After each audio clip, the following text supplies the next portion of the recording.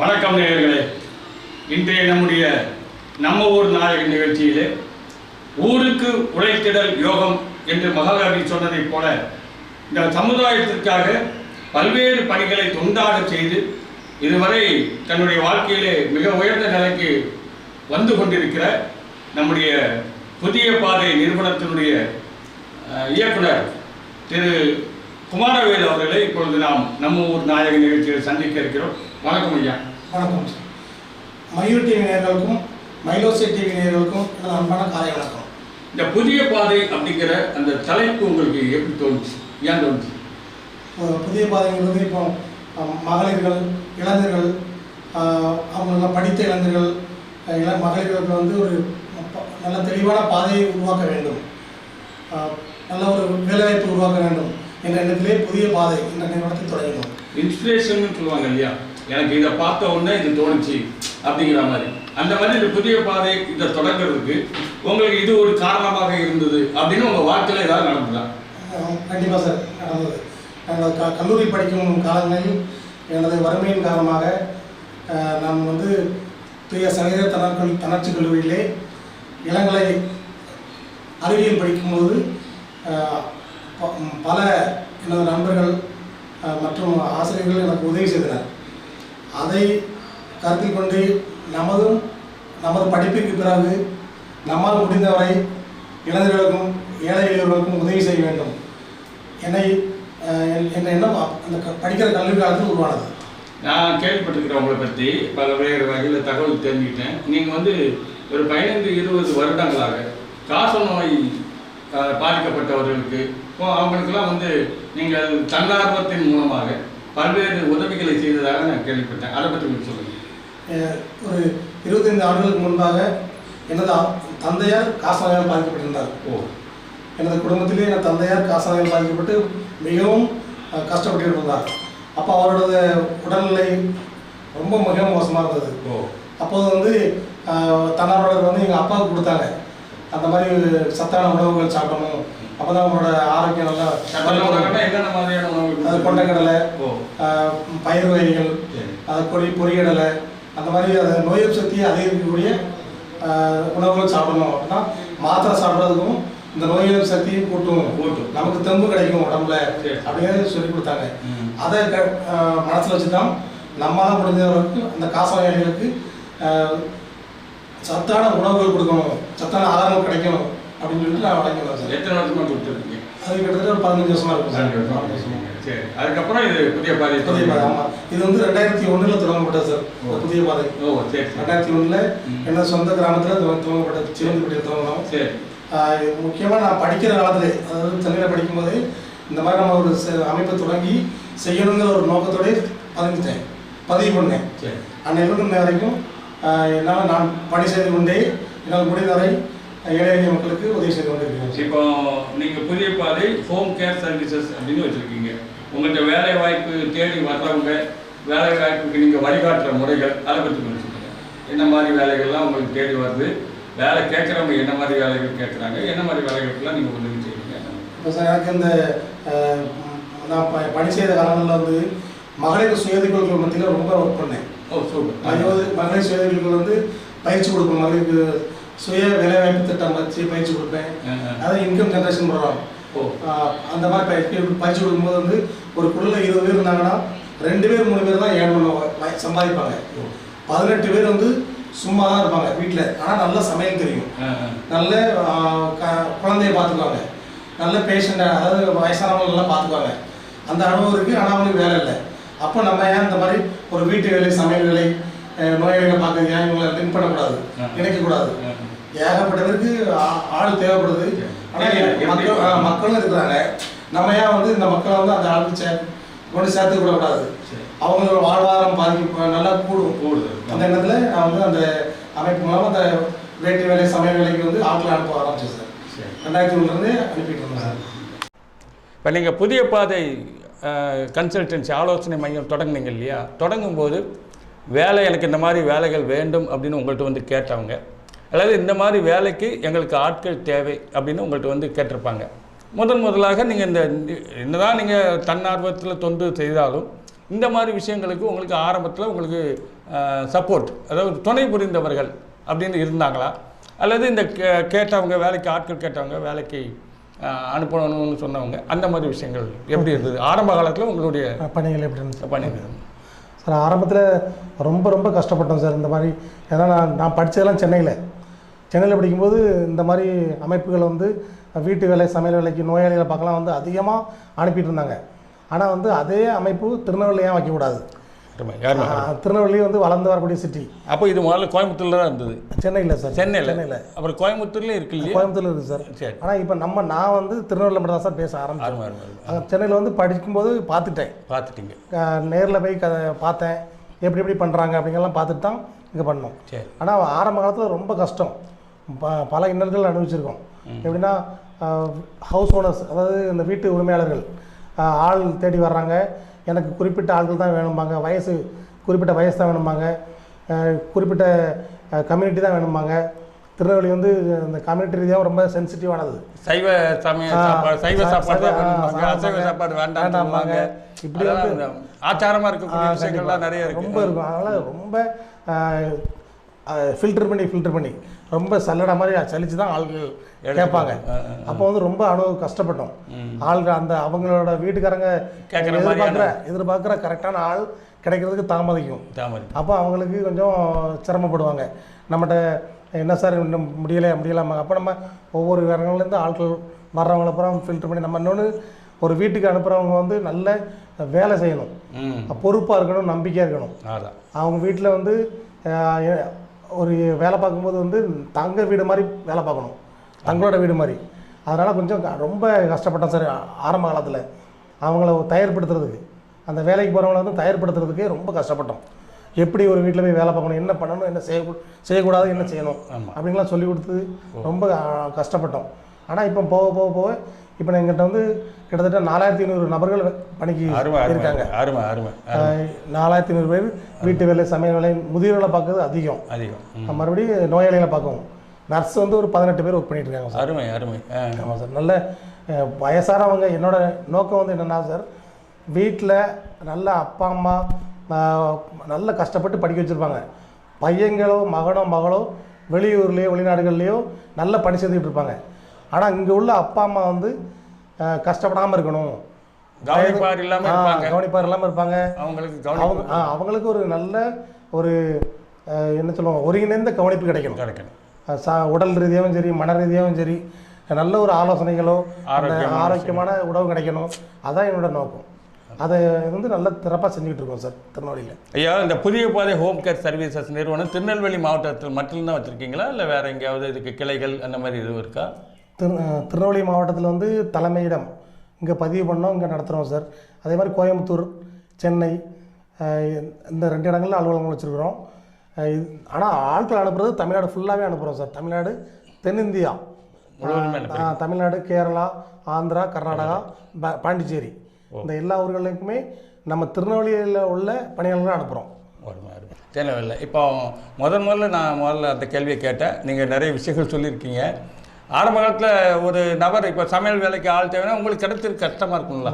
அப்போது என்ன எப்படி அதை அதுதான் மெயின், அதை எப்படி கொண்டு வந்தீங்க? கண்டிப்பாக சார். அது வந்து எப்படின்னா, ஏன்னா நாங்கள் பணி செய்த காலங்களில் உள்ள இடங்களில், ஊர்களில் உள்ள நபர்கள்ட்ட இந்த மாதிரி சைவ பிள்ளை தான் வேணும் அப்படின்னு கேட்கும்போது வந்து ஒரு சிலர் எனக்கு தெரிஞ்சவங்க ஒருத்தவங்க இருக்காங்க, 2 பேர் இருக்காங்கன்னு ரெஃபர் பண்ணுவாங்க.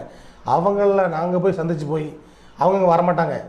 நாங்கள் இங்கேருந்து பைக் எடுத்து போய் சந்தித்து ஊரில் அவங்க கிராமத்தில் போய் பேசி அவங்கள்ட்ட எந்த மாதிரி நாங்கள் வீட்டுக்கு அனுப்ப போகிறோம், இந்த வீடோட சிச்சுவேஷன் எப்படி இருக்கும், உங்களுக்கு என்னெல்லாம் பாதுகாப்பு இருக்குது அப்படிங்கலாம் அவங்கள்ட்ட விளக்கமாக சொல்லி அவங்களோட வீட்டில் உள்ள நபர்களையும் நல்லா புரிய வச்சு அவங்க நம்ம மேலே நம்பிக்கை வந்த பிறகு தான் நாங்கள் நம்பிக்கை கூட்டிகளவில் அவங்கள்ட்ட பேசி அதுக்கப்புறம் தான் அவங்கள கூட்டு வந்து இந்த வேலைக்கு விட்டுருக்கோம்.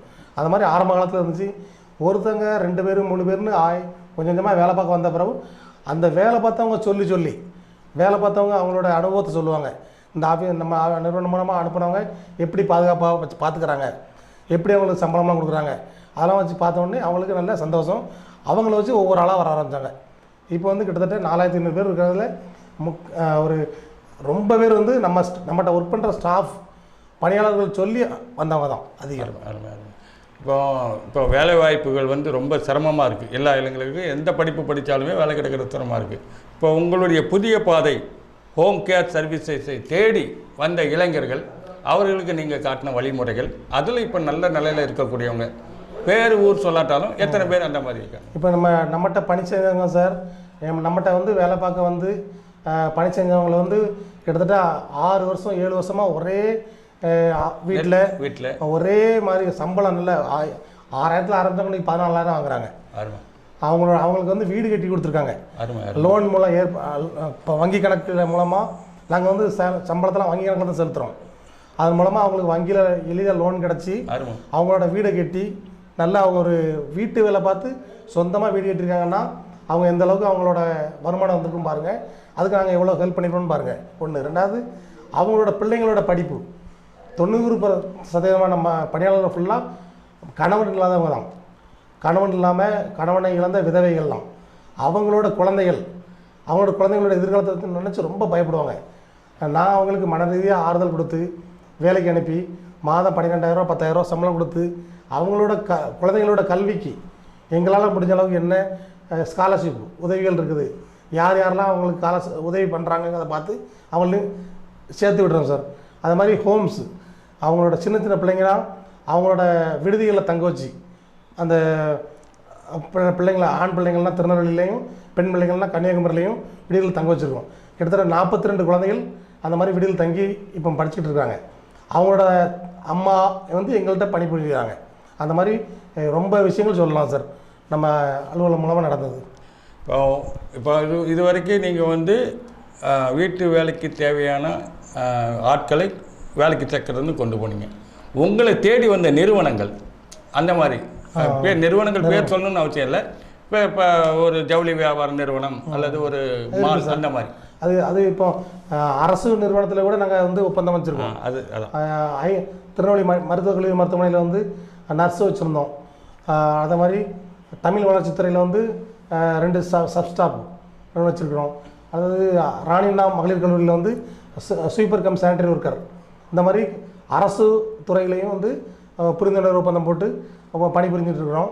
அதே மாதிரி தனியார் நிறுவனங்கள்லையுமே அவங்களுக்கு தேவைப்படக்கூடிய படிப்பு குவாலிஃபிகேஷன் அவங்களுக்கு தேவைக்கூடிய திறமை அனுபவம் அடிப்படையில் நாங்கள் வந்து சேர்த்து விட்றோம் சார். அப்படி கிட்டத்தட்ட ஒரு 70 பேருக்கு மேலே நாங்கள் வந்து தனியார் நிறுவனங்களில் சேர்த்து விட்டுருக்கோம். அவங்களுமே நல்ல ஒரு குறைஞ்சது 10,000 15,000 வரைக்கும் மாத ஊதியம் பெற்றுட்டு நல்ல சந்தோஷமாக குடும்பத்தை காப்பாற்றிட்டு இருக்காங்க சார். அந்த மாதிரி ஏற்பாடு பண்ணியிருக்கோம். சரி, இப்போ நீங்கள் புதிய பாதையில் வந்து பிசியோதெரபிஸ்ட் டாக்டரும் உங்கள்கிட்ட இருக்கிறாங்க. ஆமாம், அதை பற்றி சொல்லுங்கள். இப்போ வந்து நாங்கள் பார்க்கக்கூடிய அனைத்து 90% வயதிகள் வந்து முதியவர்கள் முக்கால்வாசி வந்து அவங்களுக்கு வந்து கைகால் வலி மூட்டு வலி அந்த மாதிரி தொந்தரவுகள் உண்டு. அதுக்கு வந்து ஒரு ஃபிசியோதெரபிஸ்ட் வந்து இலவசமாகவே ஃபிசியோதெரப்பி பணிகள் செஞ்சுட்டு இருக்காங்க, வைத்தியம் பண்ணுறாங்க. அவங்களோட இணைந்து நம்மளோட கேரில் உள்ளவங்க யாருக்கு ஃபிசியோதெரப்பி இயன்முறை சிகிச்சை தேவையோ அவங்கள தொடர்பு கொண்டு அனுப்ப விடுறோம்.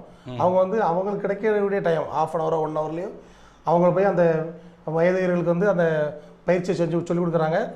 அந்த பயிற்சியை சொல்லிக் கொடுத்ததுக்கப்புறம் எங்களோட பணியாளர் அந்த வீட்டில் இருக்கவங்க அதை தொடர்ந்து ஃபாலோ பண்ணி அவங்களோட உடல் ஆரோக்கியத்தை வந்து அதிகரிக்கிறதுக்கு உள்ள வேலைகள் பார்த்துட்டு இருக்கோம் சார். இப்போ புதிய பாதை ஹோம் கேர் சர்வீஸை தொடங்கிட்டீங்க. கொஞ்சம் பர்சனல் மாதிரி தெரியும். உங்களுக்கு திருமணம் ஆகிட்டு உங்களுடைய வாழ்க்கை துணைவியார் இந்த மாதிரி பணி நீங்கள் மேற்கொண்ட போது உங்களுக்கு எந்த மாதிரியான சப்போர்ட் பண்ணிக்கிட்டு இருக்காங்க? இப்போ உங்கள் குடும்பம், வாழ்க்கை துணையார் மட்டும் இல்லை, உங்கள் குடும்பம் ஃபஸ்ட்டில் வந்து நான் என்னோடய படிப்பே சமூக பணி. நான் படித்து எம்ஏ சோசியலஜின்னு சொல்லுவாங்க. முதுகலை சமூக பணி தான் படித்ததுனால கல்யாணத்துக்கு முன்னே எனக்கு வரக்கூடிய மனைவிட்ட சொல்லிட்டோம், என்னோடய பணி இப்படி தான் இருக்கும், இந்த மாதிரி தான் இருக்கும்னு சொன்னதுனால அவங்க புரிஞ்சுக்கிட்டாங்க. இன்னொன்று நம்ம எடுக்கிற ஒவ்வொரு ஸ்டெப்புக்கும் முயற்சிக்கும் அவங்க வந்து நல்ல உறுதுணையாக இருந்தாங்க. அதனால தான் இந்தளவுக்கு இப்போ வந்து இதில் வர்றவங்க 90% 95% வந்து பெண்கள் தான் பணிக்கு வரவங்க. அவங்கள்ட்ட நம்ம பேசுகிற விதம் வந்து ஒரு குடும்பத்தில் வந்து பிரச்சனை வரக்கூடாது. அந்த மாதிரி அவங்கள புரிய வச்சதுனால இந்த மாதிரி எந்த ஒரு சிக்கலும் இல்லாமல் நல்ல சுமூகமாக போகிறதுக்கு ஒரு நல்ல ஒரு வழிகாட்டியாக இருந்தாங்க சார் என்னோடய துணைவியார். அது மாதிரி என்னோடய குடும்பமும் எங்கள் அப்பாவும் இங்கேயே இருந்தாங்க. இந்த ஆஃபீஸ் வந்து நல்ல கண்ணுங்கிறதமாக பார்த்துட்டாங்க. அதனால் என்னோடய குடும்பம் இதில் வந்து நல்ல ஒரு ஒத்துழைப்பு கொடுத்தாங்க இந்த அளவுக்கு வரதுக்கு. 4500 பேர்கிட்ட நீங்கள் வந்து வேலைக்கான வாய்ப்பை உருவாக்கி அவர்களுக்கு வேலை செய்ய வச்சு அவர்களுடைய வாழ்க்கையில் நீங்கள் விளக்கேற்றி வச்சுருக்கிறீங்க அப்படியே சொல்லலாம். ஏன்னா இப்போ அந்த மாதிரி வாழ்க்கையில் விளக்கேற்றின உங்களை வேலைக்கு சேர்ந்த பெண்கள் உங்கள்கிட்ட வந்து இந்த மாதிரி நீங்கள் பண்ண உதவியை நான் மறக்கவே மாட்டேன் சார், அந்த மாதிரி பண்ணியிருக்கீங்கன்ற மாதிரி யாராவது சொன்ன ஏதாவது அனுபவங்கள்? கண்டிப்பாக சார். அதாவது எப்படின்னா ஒரு அம்மாலாம் வந்து அம்பாசமுத்திரம் பகுதியிலேருந்து ஒரு அம்மா, அவங்க வந்து வேலை கேட்டாங்க. வெறும் 1500 பணியில் சேர்த்து விட்டேன். இன்றைக்கி வந்து அந்த அம்மா வந்து 14,000 வாங்குறாங்க. அவங்களோட பிள்ளைங்க ஒரு பொண்ணு 2 பையன், 3 பேர்த்தையுமே என்ன கோர்ஸ் படிக்க வைக்கணும், 12 முடித்தவொன்னே என்ன படிக்க வைக்கணும் அப்படிங்கெல்லாம் கேட்டு அவங்களோட குழந்தைங்களோட வந்து ஆலோசனை கேட்டாங்க. அப்போ அந்த குழந்தைங்களோட விருப்பத்தை தெரிஞ்சுக்கிட்டு அந்த அம்மாக்கிட்ட அவங்களோட விளக்கமாக சொல்லி இது படிக்க வச்சா உங்களுக்கு வேலை நல்லா ஈஸியாக கிடைக்கும்னு சொல்லிட்டு சொன்ன ஆலோசனை கொடுத்தன் பேரில் 3 பேருமே, அந்த பெண் அந்த 2 பசங்க 3 பேருமே நல்ல வேலைக்கு போய் இன்றைக்கி வந்து ஒரு தொழில் பண்ணுற அளவுக்கு வந்திருக்காங்க. தனியான ஒரு ஃபேக்ட்ரி வச்சு நடத்துகிற அளவுக்கு அந்த பையன் வந்திருக்கான். அது வந்து எங்கள்கிட்ட பணி புரிந்த அம்மாவோட பிள்ளைங்க. இல்லை அவங்க வந்து உங்கள்கிட்ட சொன்னாங்களா இந்த மாதிரி உங்களால் உங்கள் நிறுவனத்தால் வந்தது? அதை தான் கேட்க. இப்போ அது வந்து ஃபோனில் கூட நம்ம கேட்கலாம் அவங்களோட அனுபவம். நான் எப்படி எங்களோட நிறுவனத்தோட உதவி அவங்களுக்கு எந்த அளவுக்கு பயனளிச்சதுங்கிறத நம்ம கூட ஃபோனில் கேட்டு தெரிஞ்சுக்கலாம். ஆமாம், நல்லா இதை மாதிரி ரொம்ப பேர் இருக்காங்க சார், ரொம்ப பேர் இருக்கிறாங்க. அதாவது மருத்துவ உதவி ரொம்ப இக்கட்டான சூழ்நிலையும் மருத்துவ உதவி அது மாதிரி ரொம்ப, அதாவது பசங்களுக்கு ஸ்கூலாலும் சரி, அவங்களுக்கு ஒரு மருத்துவ உதவினாலும் பரவாயில்ல, இல்லை ஃபேமிலிக்கு ஒரு உதவினாலும் பரவாயில்ல, எல்லா விதத்துலையும் நாங்கள் வந்து எங்களால் முடிந்த அளவுக்கு எங்கள் நிறுவனம் மூலமாக செஞ்சுட்ருக்கோம் சார். சரி. இப்போ செவிலியர்கள்னு சொல்கிறாங்க இல்லையா, அது வந்து நீங்கள் ஒரு முதியோர் வீட்டுக்கு அனுப்புகிற செவிலியர்கள் வந்து அந்த படிப்பு துறை படித்தவங்களாக இருப்பாங்களா இல்லை பொதுவாக? இல்லை சார், அதாவது அவங்க மூணு விதமாக இருக்குது. ஒன்று வந்து பிஎஸ்சி நர்சிங் வந்து ரொம்ப டெக்னிக்கல், அவங்களுக்கு வந்து ரொம்ப என்ன சொல்லுவோம், அதிகமாக பேஷண்ட்டை கேர் பண்ணக்கூடிய உள்ளது. அடுத்தால டிப்ளமா நர்சிங், அடுத்து ஏஎன்எம். இந்த 3 விதமான கோர்ஸ் இருக்காங்க, படிக்கிறாங்க நர்சிங். இந்த 3 விதமான கோர்ஸ் படித்தவங்களுமே நம்மகிட்ட இருக்காங்க. அந்த பேஷண்ட்டுக்கு என்ன மாதிரி ஆள் தேவையோ, என்ன கேர் தேவை, டெக்னிக்கலாக அதாவது தொழில்நுட்ப ரீதியாக என்ன தேவை, இப்போ சக்ஷன் போடுறது, சளி அப்பப்போ எடுக்க வேண்டியிருக்கும், தொண்டை வழியாவோ இல்லை மூக்கு வழியாவோ, அது அனுபவம் உள்ளவங்க. அதை மாதிரி வந்து ஃபீடிங், அது சாப்பாடு கொடுக்குறது கூட தொண்டை வழியாவோ இல்லை மூக்கு வழியாவோ சாப்பாடு கொடுப்பாங்க, அதுக்கு அனுபவம் உள்ளவங்க. அதை மாதிரி அந்த சக்ஷன் போடுறவங்க, மாதிரி ரைஸ் டியூப் போடுறவங்க, அது மாதிரி கத்தீட்டர் போடுறவங்க, யூரின் டியூப், அது அவங்களாவே ஹாஸ்பிட்டல் இல்லாமல் வீட்டில் லெவலே அதை எப்படி எடுத்து மாட்டுறது, அந்த மாதிரி உள்ள நல்ல அனுபவம் உள்ளவங்க தான் நம்மகிட்ட அனுப்புகிறோம் சார். இப்போ பார்த்துட்டு இருக்கவங்க எல்லாமே டெக்னிக்கலாகவும் நல்ல வெல் எக்ஸ்பீரியன்ஸ்டு நல்ல அனுபவம் உள்ளவங்க தான் நாங்கள் அனுப்புகிறோம் சார். இப்போ உங்கள்கிட்ட வந்து இப்போ சொல்லிட்டீங்க, உங்களை வந்து ஒரு அம்மா இருக்காங்கன்னு, ஒரு பெண் இருக்காங்க, உங்களை வந்து காண்டாக்ட் பண்ணி இந்த வேலைக்கு எனக்கு தெரியும், இந்த வேலைக்கு ஏதாவது இருந்தால் வாய்ப்பு கொடுன்னு கேட்கணுன்னா உங்களுடைய ப்ரொசீஜர் என்ன, உங்களை எப்படி காண்டாக்ட் பண்ணுறது? ஓகே சார், நம்ம ஃபஸ்ட்டு அவங்க எங்கள் நிறுவனத்துக்கு வர்றாங்கன்னா அவங்க ஃபஸ்ட்டு எப்படி வந்தாங்க, யார் சொல்லி வந்தாங்க, எந்த தகவலின் அடிப்படையில் நம்ம ஆஃபீஸ் வந்தாங்க விசாரிப்போம். அவங்க வந்து சப்போஸ் அந்த பேப்பரில் போட்டிருக்க, தினமணி பேப்பரில் போட்டிருக்க விளம்பரத்தை பார்த்து வந்தாங்களா விசாரிப்பேன். அடுத்தல வேறு ஏதாவது தெரிந்த நபர்கள் சொல்லி வந்தாங்களா, இல்லை பணியாளர்கள் ஏதாவது பணியாளர்கள் சொன்னாங்களா அப்படிங்கிறத விளக்கமாக கேட்டுவிடுவோம். எங்களோட நிறுவனத்தில் வந்து ஒரு சுய விவர குறிப்பு வச்சுருக்கோம். அந்த அவங்களோட ஆதார் கார்டு, அவங்களோட பாஸ்புக்கு, அவங்களோட இது குடும்ப அட்டை எல்லாத்தையுமே வாங்கி, பேங்க் பாஸ்புக் எல்லாத்தையுமே வாங்கி வெரிஃபை பண்ணி, ஒரிஜினலையும் வாங்குகிறோம், ஜெராக்ஸும் வாங்குகிறோம். வாங்கி அதை வெரிஃபை பண்ணி எங்களோட ஆஃபீஸில் உள்ள ஸ்டாஃப் எல்லாம் அதை கரெக்டாக ஸ்க்ரூட்டனைஸ் பண்ணி பார்த்துட்டு தான், விளக்கமாக கேட்டு தான் அந்த அடுத்து வந்து அவங்களோட அனுபவம், முன் அனுபவங்கள், இதுக்கு முன்னால் எந்தெந்த ஊர்களில் வேலை பார்த்துருக்காங்க, எந்தெந்த அலுவலகம் மூலமாக எந்தெந்த வீடுகளில் வேலை பார்த்தாங்க, இல்லை ஒருவேளை அவர்கள் அந்த வேலைக்கே போகலை, குடும்ப சூழ்நிலை காரணமாக சங்கடப்பட்டாங்க, இப்போ உங்கள்கிட்ட வராங்க, இதை மாதிரி நீங்கள் விவரங்கள் வாங்குவீங்க. அப்படி புதுசாக வர்றவங்கள வந்து உடனடியாக பணிக்கு அனுப்புறது இல்லை. ஓ சரி. அவங்களுக்கு வந்து 1 நாள் 2 நாள் நம்ம அலுவலகத்தில் பயிற்சி கொடுத்து ஒரு வீட்டு வேலைனா எப்படி இருக்கும், ஒரு நோயாளியை பார்க்கணும்னா எப்படி இருக்கும், அடிப்படையாக என்ன விஷயங்கள்லாம் அவங்களுக்கு தெரியணும் அப்படிங்கிறத சொல்லிக் கொடுக்கறதுக்கு பக்கத்து ரூமில் நாங்கள் ட்ரைனிங் மாதிரி வச்சுருக்கோம். அதில் வச்சு அவங்கள சொல்லிக் கொடுக்குறோம். அவங்களுக்கு எல்லாம் எங்களோட பணிகளை, எங்களோட அலுவலகத்தில் உள்ள செவிலியர், எங்கள் அலுவலகத்தில் உள்ள ஸ்டாஃபு எல்லாமே நம்ம நிறுவனம்னா என்ன, நம்ம எந்த மாதிரி வீட்டுக்கு வேலைக்கு போகிறோம், என்ன மாதிரி வேலைகள் இருக்கும், என்ன மாதிரி பிரச்சனைகள்லாம் வரலாம், என்ன மாதிரி பிரச்சனை எதிர்பார்க்கலாம், அதை நம்ம எப்படி எதிர்கொள்கிறது அப்படிங்கிறத பற்றி ஒரு விளக்கமாக சொல்லி கொடுத்து அவங்க அதுக்கு அதை ஏற்றுக்கிட்டாங்க அப்படின்னா தான் வேலைக்கு அனுப்புறது சார். அதுக்கப்புறம் தான் இவங்களோட ஃபோட்டோ அந்த ப்ரொஃபைலையே அந்த ஹவுஸ் ஓனர்ஸுக்கு வந்து அனுப்புவோம். இன்னொன்று நாங்கள் வந்து ஒரு ஹவுஸ் ஓனர் வந்து எங்கிட்ட கேட்குறாங்க, ஒரு ஆள் வேணும்னு கேட்குறாங்கன்னா ஒரு ஆள் இல்லை சார், 4 பேர் செலக்ட் பண்ணுவோம். அதே கம்யூனிட்டி, அதே ஒரு எக்ஸ்பீரியன்ஸு, ஏஜ் குரூப்பு, அது மாதிரி ஒரு ஒன்று இல்லை ஒரு 3-4 பேர் செலக்ட் பண்ணுவோம். அதை வந்து அவங்களோட வாட்ஸ்அப் மூலமாக அனுப்புவோம். அவங்க அதிலே ஃபேமிலியாக டிஸ்கஸ் பண்ணுவாங்க. குடும்பத்தில் உறுப்பினர்கள், அவங்க சகோதரர்கள் எல்லாம் பேசி இதில் யார் நம்ம இந்த ஏஜுக்கு சூட் ஆகும், நம்ம வயசு இந்த அவங்களோட அதாவது அனுபவம் எல்லாம் யார் சூட் ஆகுங்கிறத செலக்ட் பண்ணி நம்மகிட்ட கேட்பாங்க. அவங்கள்ட்ட திரும்ப அவங்கள நாங்கள் பேசி இப்போ இந்த மாதிரி ஒரு வீட்டில் வேலை இருக்குது, உங்களை கூப்பிட்றாங்க, வாங்க, உங்களுக்கு இவ்வளோ சேலரி தர்றாங்க அப்படிங்க சொல்லி அனுப்பி விட்றோம் சார். சரி, இப்போ எல்லாம் சரிங்க ஐயா. இப்போ எல்லா நீங்கள் வந்து வீட்டு வேலை செய்கிறதுக்கு, சமையல் செய்கிறதுக்கு, நோயாளிகளை பராமரிக்கிறதுக்கு, முதியோர்களை கவனிக்கிறதுக்குன்னு எல்லாம் பண்ணுறீங்க. அதோடு சேர்ந்து குழந்தைகளை பராமரிக்கிறதுக்கும் பண்ணுறீங்க. ஆமாம் சார். இந்த குழந்தைகள் பராமரிக்கிறது வந்து அந்த மாதிரியான விஷயங்கள் எப்படின்றது எப்படின்னா சார், நம்ம திருநெல்வேலியிலிருந்து பிறந்து பெங்களூர்லேயோ சென்னையிலையோ இல்லை கோயம்புத்தூர்லேயோ வேலை பார்க்குறாங்க. அதாவது 2 பேரும் வேலை பார்ப்பாங்க, கணவன் மனைவி 2 பேருமே வேலை பார்ப்பாங்க. அந்த மாதிரி சூழ்நிலையில் அவங்களால குழந்தைய கேர் பண்ண முடியாது. அப்போ திருநெல்வேலியில் உள்ள ஒரு கேர்டேக்கர், சைல்டு கேர்டேக்கர், குழந்தையை பார்த்து அனுபவம் உள்ள கேர்டேக்கர், அதை வந்து நாங்கள் அனுப்புகிறோம். அவங்களோட குடும்பத்தில் அவங்க ஃபேமிலியில் தங்கியிருந்து அந்த 2 பேருமே வேலைக்கு போயிட்டாலுமே அந்த குழந்தைக்கு என்ன தேவை, எத்தனை மணிக்கு என்ன கொடுக்கணும், அது பேரண்ட்ஸோட அட்வைஸ் படி அவங்களோட பெற்றோர்கள் என்ன சொல்கிறாங்களோ அதை கரெக்டாக ஃபாலோ பண்ணி அந்தந்த டயத்தில் அதை கொடுத்து அந்த குழந்தைய வளர்க்குறது. அது வந்து 2 இயர்ஸ் 3 இயர்ஸ் 4 இயர்ஸ் அந்த மாதிரி நியூ பார்ன் பேபியிலேருந்து ஸ்கூலுக்கு போகிற வரைக்கும் பார்க்குறோம். ஸ்கூலுக்கு போன அப்புறமே ஒரு சில வீட்டில் தேவைப்படும். ஏன்னா நைட்டு அன்டைமில் வரக்கூடிய பேரண்ட்ஸ் இருக்காங்க. மார்னிங் 6 o'clock 7 o'clock போயிடுவாங்க, நைட் 9:30 தான் வருவாங்க பெங்களூர்லலாம் 2 பேருமே. அப்போ அந்த வீட்டில் குழந்தைய பார்த்துக்க ஒரு நல்ல பொறுப்பான ஆள் இல்லாமல் கஷ்டம். ஈவன் நல்ல 4th 5th 6th படித்தாலுமே ஒரு ஆள் தேவைப்படுது. அப்போ இந்த மாதிரி இடத்துக்குலாம் குழந்தைய பார்க்க அனுப்புகிறோம் சார். திருநெல்வேலியில் குழந்தைய பார்க்க போகிறது ரொம்ப ரொம்ப கம்மி. ஆனால் பெங்களூர், சென்னை, கோயம்புத்தூரில் தான் அதிகம் சார். இப்போ சரி, இது புதிய பாதை ஹோம் கேர் சர்வீசஸ் பண்ணி நீங்கள் ஒரு சர்வீஸ் மைண்டோடு நிறைய விஷயங்கள் பண்ணிக்கிட்டு இருக்கிறீங்க, மக்களுக்கு நிறைய சேவை பண்ணிக்கிட்டு இருக்கிறீங்க.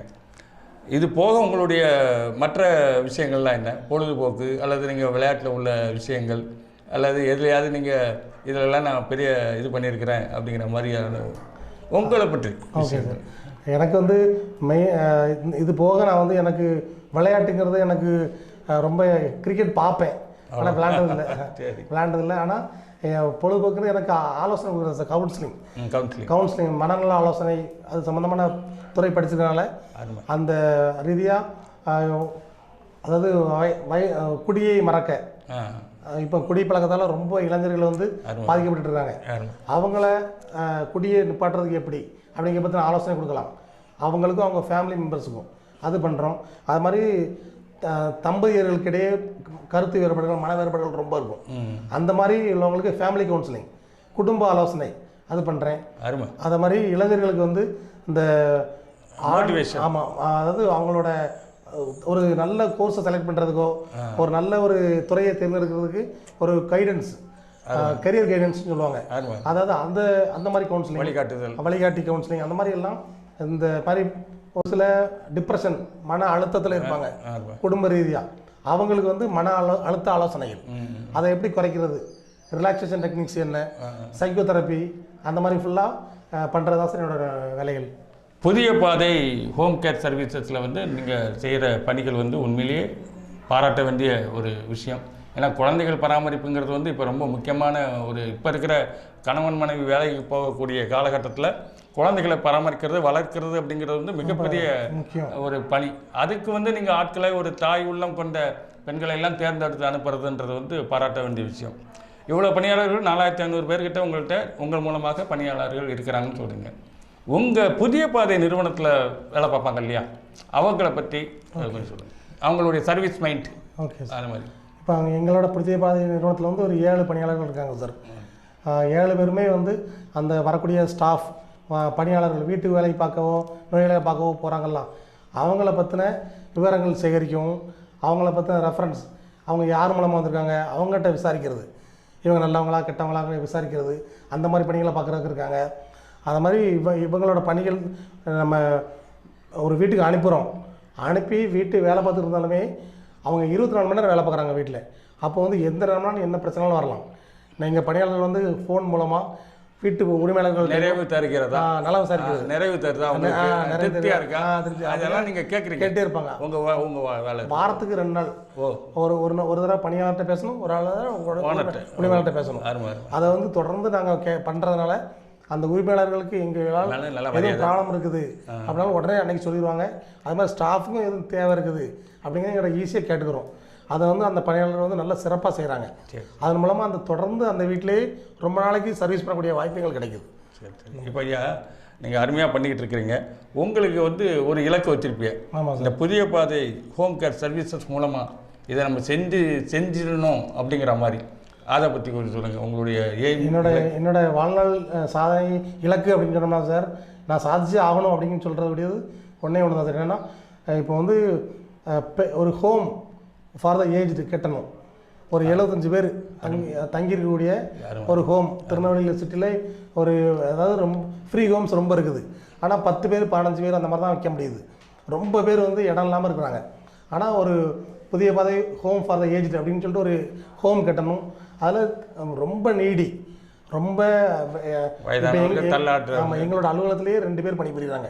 யாருமே இல்லாத பெற்றவங்களோ ஆதரவு இல்லாமல் இருக்கக்கூடியவங்களோ நாங்கள் பணிகளை வச்சுருக்கோம்.